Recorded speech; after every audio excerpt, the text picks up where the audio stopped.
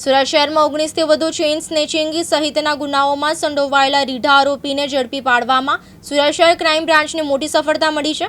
આરોપીની ધરપકડ સાથે સુરત અને અમદાવાદ શહેરના 8 જેટલા ચેઇન સ્નેચિંગના ગુનાઓનો ભેદ ઉકેલાયો છે।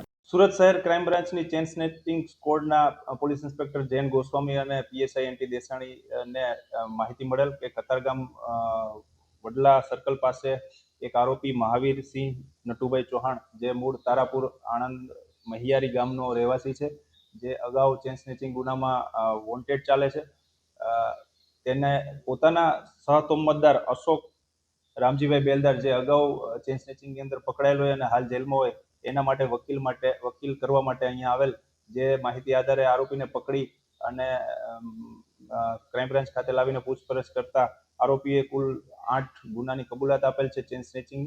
આરોપી રાહદારી જતા માણસો, વાહન ઉપર જતા માણસો અને મોર્નિંગ વોકમાં નીકળેલ વ્યક્તિઓને ટાર્ગેટ કરી અને ચેઇન સ્નેચિંગ કરવાની ટેવવાળા છે અને આરોપીએ 2 અડાજણની ચેઇન સ્નેચિંગ ડિટેક્ટ થયેલ છે અને 6 અમદાવાદ શહેરની, એમાં રામોલ, કૃષ્ણનગર, ઓઢવ, નરોડા, શાહીબાગ અને રાણીપની 6 ચેઇન સ્નેચિંગ કુલ ડિટેક્ટ થઈ છે।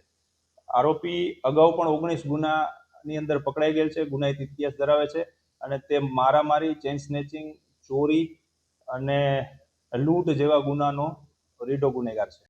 યાસીન દારા, દિવ્યાંગ ન્યૂઝ, સુરત।